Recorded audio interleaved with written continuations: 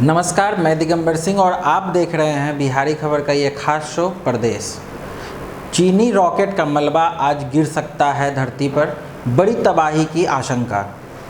WHO ने आपातकाल में दी चीनी कोरोना वैक्सीन के उपयोग की मंजूरी।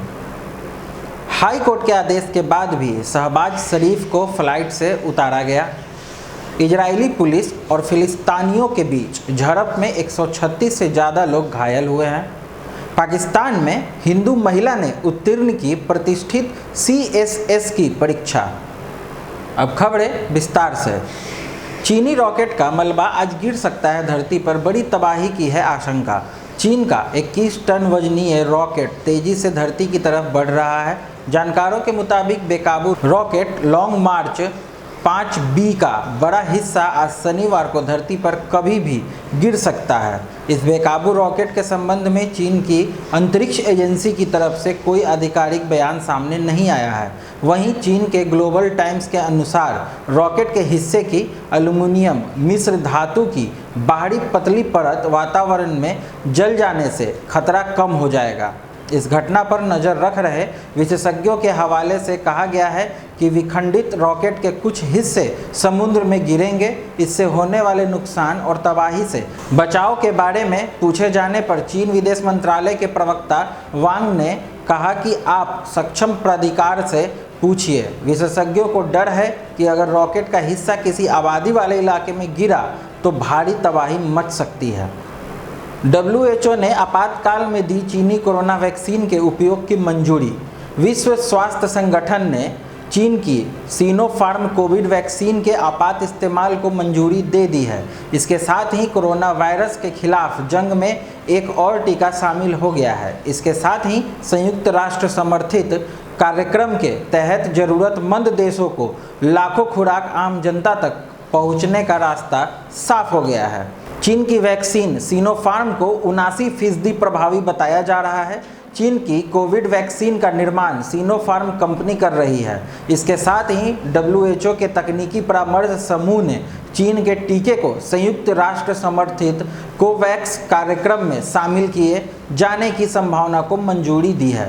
प्रभावशीलता की जानकारी के अलावा सिनोफार्म ने अपने 2 टीकों के बारे में बहुत कम सार्वजनिक आंकड़े जारी किए हैं। इससे पहले WHO ने एक प्रमुख समिति का गठन किया और यह तय करने के लिए किया कि चीन निर्मित कोविड-19 टीके को आपात स्थिति में इस्तेमाल के वास्ते मंजूरी दी जाए या नहीं। हाई कोर्ट के आदेश के बाद भी शहबाज शरीफ को फ्लाइट से उतारा गया।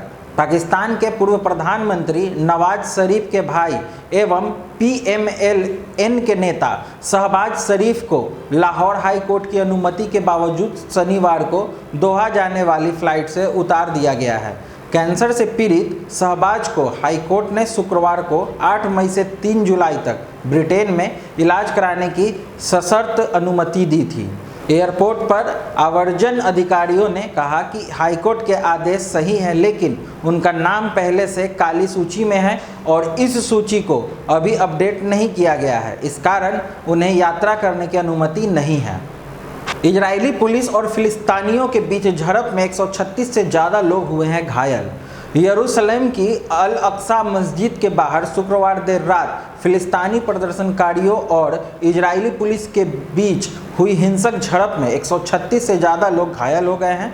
फिलिस्तीनी प्रदर्शनकारियों ने पुलिस पर पत्थर एवं बोतलों से हमला किया है। जवाबी कार्रवाई में पुलिस ने फिलिस्तीनियों पर रबर बुलेट्स और ग्रेनेड दागे हैं। फिलिस्तीन की रेड क्रिसेंट इमरजेंसी सेवा के मुताबिक झड़प में 136 लोग घायल हुए हैं, जिनमें से 83 को अस्पताल में भर्ती कराया गया है। इसके अलावा रबर बुलेट्स दागे जाने के बाद कई लोगों के चेहरे और आंखों पर चोट आई है।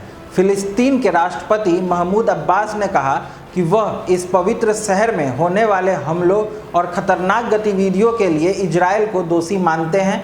वहीं इजराइल की ओर से कहा गया है कि इस दौरान 6 पुलिस अधिकारी भी घायल हुए हैं। दरअसल रमजान की शुरुआत से ही यरूशलेम और वेस्ट बैंक में तनाव की शुरुआत हो गई थी। पूर्वी यरूशलेम के शेख जर्राह में हर रात हिंसक झड़प की घटनाएं देखने को मिल रही थी। शेख जर्राह में रहने वाले फिलिस्तीनी परिवार यहां से हटाए जाने के खिलाफ केस लड़ रहे हैं। उल्लेखनीय है कि पूर्वी यरूशलेम में हाल ही के दिनों में विवाद बढ़ गए हैं। पाकिस्तान में हिंदू महिला ने उत्तीर्ण की प्रतिष्ठित CSS की परीक्षा। पाकिस्तान में हिंदू महिला सना रामचंद ने सेंट्रल सुपीरियर सर्विसेज की परीक्षा पार कर ली है।